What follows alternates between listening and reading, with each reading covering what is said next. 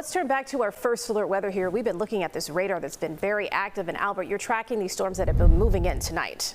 Yeah, but the great news to report, Eric and Joe, the severe weather threat has lowered in a big way just in the last couple of hours. We are going to have showers. We're going to have storms that are going to linger through about 3 a.m. Gusty winds upwards of 40 miles per hour. Maybe some small hail, thunder, and lightning and some intense downpours.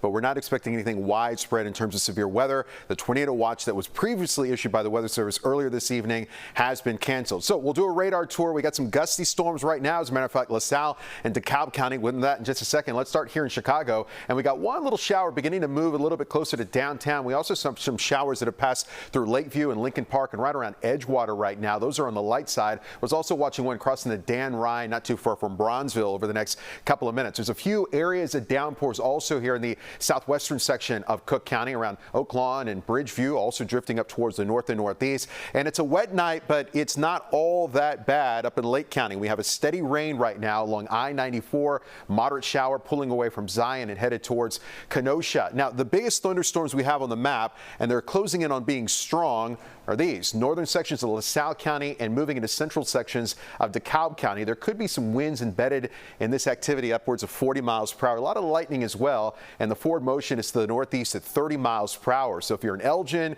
if you're in Aurora, right here along the Fox River Valley, give it about 25 minutes and that will be making its way closer to you, and eventually places like West Chicago and areas up towards Schaumburg and Arlington Heights. That's a storm headed for you in about an hour. Additional showers and thunderstorms developing out here towards the southwest of us, but these are now heading eastward. So it looks like that's going to clip southern areas of LaSalle County, Kankakee County, and eventually here in Jasper Newton County as the night goes on. So we'll have to keep an eye on maybe some minor flash flooding, mainly down here towards the south of I-80. Temperatures right now are in the 70s, and again, those rain chances are going to continue as the night goes on. So there's 3 a.m. We still got an active Doppler radar, some thunder, some lightning, some downpours. Beyond 3 a.m., that really fades away.